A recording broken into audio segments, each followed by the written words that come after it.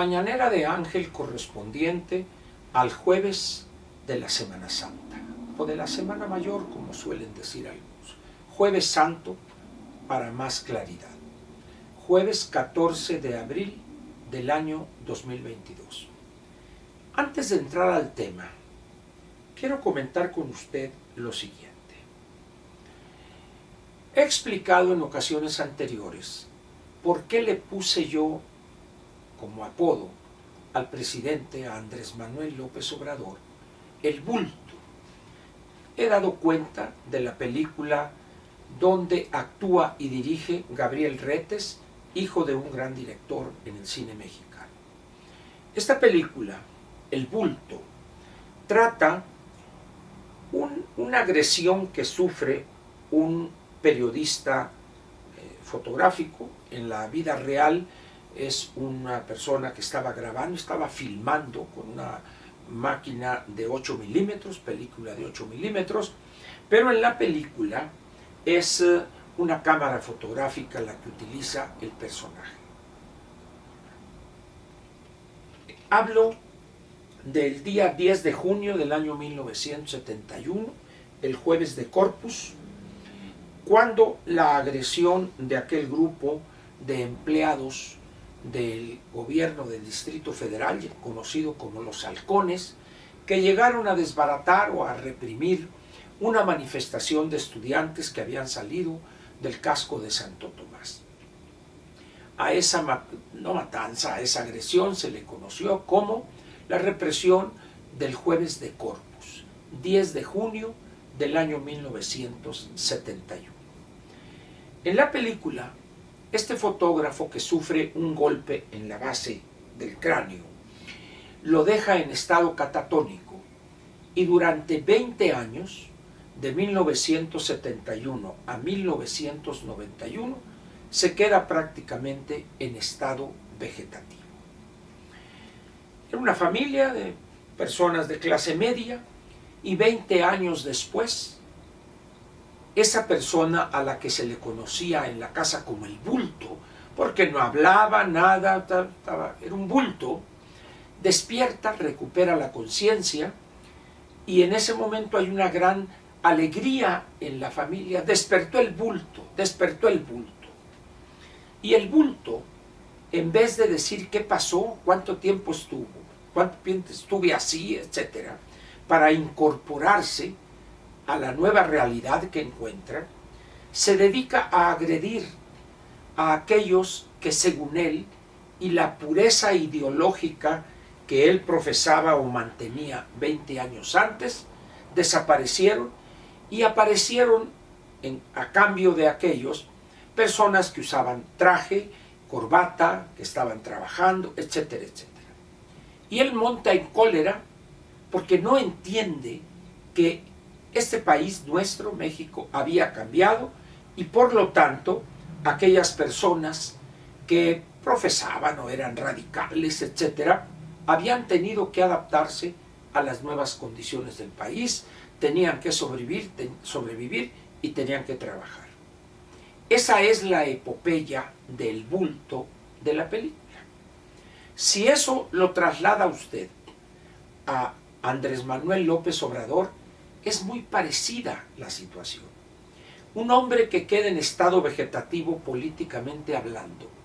En los años del presidente Echeverría, vamos a ponerle en 1973, 74, y despierta 45 años después, en el año 2018, cuando es ungido como presidente constitucional de los Estados Unidos mexicanos. Y despierta y no entiende que es otro México, que en 45 años ha cambiado el país, ha cambiado el mundo, han cambiado, aun cuando se nieguen a reconocerlo, millones de mexicanos. Y se dedica a intentar gobernar como si viviera en aquellos años, como si el tiempo no hubiese transcurrido. Por eso le puse el bulto a Andrés Manuel López Obrador. Oye, Ángel, ¿y a qué viene este comentario en la mañanera? Muy bien. En la ciudad de Hermosillo, y patrocinado por la Comisión Fílmica de Sonora, la Cineteca de Sonora, con el patrocinio del Instituto Sonorense de Cultura, el Gobierno del Estado, la Secretaría de Educación y Cultura, entre otros, va a patrocinar un ciclo de 5 películas del director Gabriel Retes. ¿Y sabe usted cuál será la película que el viernes 2 de mayo cierra el ciclo? Acertó, El Bulto. A mí me da mucho gusto porque los hermosillenses que no hayan visto la película podrán acudir a la Cineteca en la calle Pesqueira y Comonfort, si no estoy equivocado, efectivamente, Pesqueira, esquina con Comonfort, podrán asistir a verla. Y ahí decidirán, cuando vean la película El Bulto y esa situación que se genera con Gabriel Retes en su calidad de bulto, él es el bulto ahí en la película, y que digan si el actual presidente no tiene más o menos las características de ese bulto.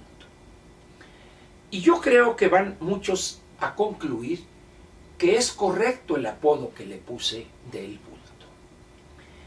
A mí, repito, me da mucho gusto que los hermosillenses puedan deleitarse con esta película que en su momento fue multipremiada, muy reconocida, no solo por las actuaciones, sino por la temática de la película misma. Cómo hay personas que se quedan en cierto punto de sus vidas o en un año específico y no cambian. Y viven criticando o lamentando que los otros hayan cambiado. Yo conozco amigos, conocidos, que se quedaron en el movimiento del 68. Y ahí se quedaron, y ahí siguen viviendo, y dicen cosas como si estuvieran en aquellos años. Bueno, el bulto López Obrador actúa, intenta gobernar como si estuviera en los años del gobierno de Echeverría. De ahí, pues, el sobrenombre El Bulto.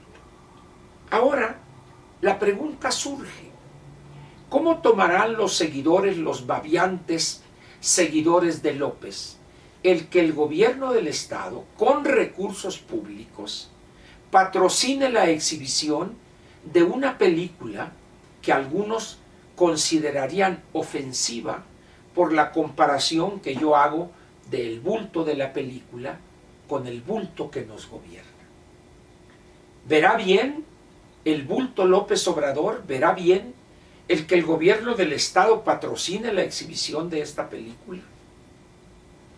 ¿Lo verán bien los dirigentes y militantes y babiantes seguidores de Morena en Hermosillo y en Sonora, que el gobierno del Estado destine recursos para exhibir una película que podría ser pensada para ridiculizar al actual presidente de la República?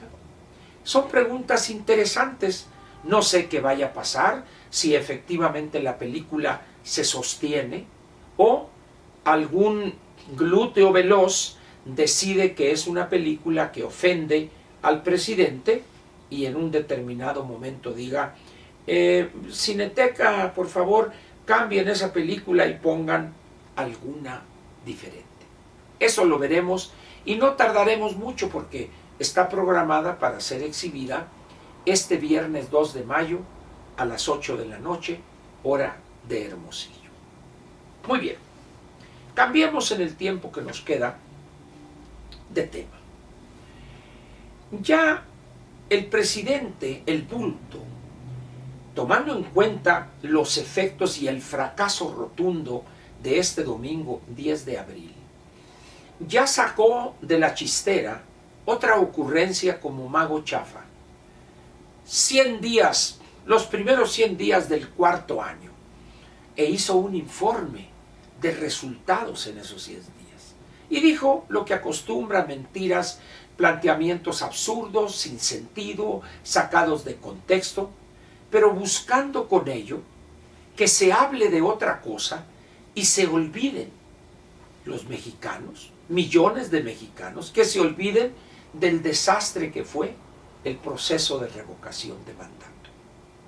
Ayer mismo ya el INE declaró que entregaría al Tribunal Electoral del Poder Judicial de la Federación, a la Sala Superior, los resultados y documentación, etcétera, etcétera, para que, si lo considera correcto, el Tribunal o la Sala Superior dictamine la validez del proceso y las cifras definitivas. Vamos a ver qué sucede en los próximos días. Pero hay algo que va a ser imborrable durante un tiempo largo.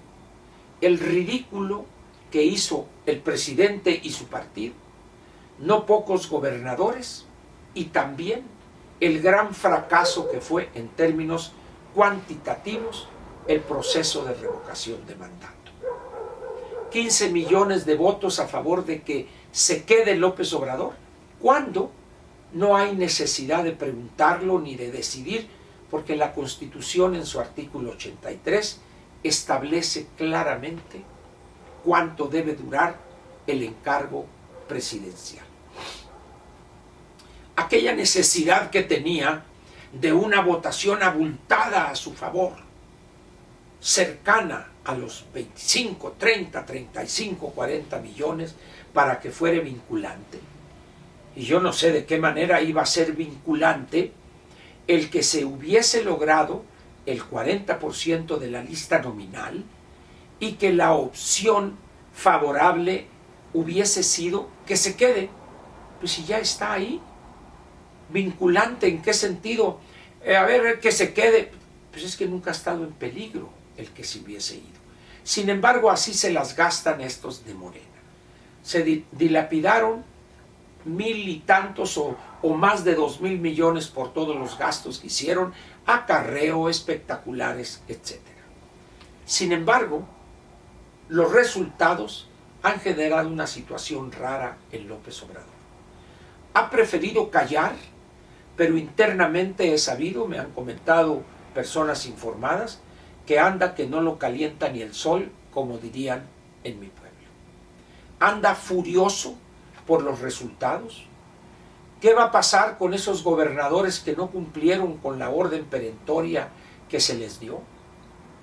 ¿Qué va a pasar con la misma anticientífica Sheinbaum, que una vez más evidencia su falta de capacidad de operación política? Tenía chequera abierta y los resultados fueron no pobres, paupérrimos. Y así. Pero hay un detalle que quiero comentarle antes de terminar. El presidente en la mañanera, creo que de ayer, dijo, o de anteayer, el mismo lunes, creo que fue anteayer martes, hoy estamos a jueves, aquí están los 10 estados que tuvieron los números más elevados en materia de apoyo para ratificar que me quedara.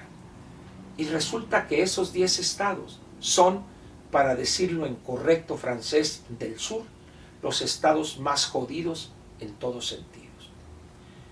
La peor calidad de vida, la peor educación que reciben, la peor marginación que tienen, los mayores niveles de pobreza y de miseria. Esos son los 10 estados que le entregaron más votos por el sí a López Obrador. Pero no mencionó uno solo de los que menos votación le dieron. ¿Por qué? Porque los 10 estados que menor votación le dieron a favor de que se quedara son los estados con mejor calidad de vida, con más años de educación, con mejores niveles de empleo, con los mayores niveles de formalidad. Entonces dice uno, vean ustedes el mensaje que manda el presidente. Yo prefiero estados jodidos, pero que me den el voto, cuando lo correcto debería ser, prefiero estados donde poco me apoyen, pero que vivan mejor esos mexicanos. Esa es la forma de medir su gobernación de un gobernante mediocre y demagogo e incapaz e ignorante como el bulto López Obrador. Muchas gracias por su presencia y lo espero mañana viernes para cerrar la semana laboralmente hablando. Gracias.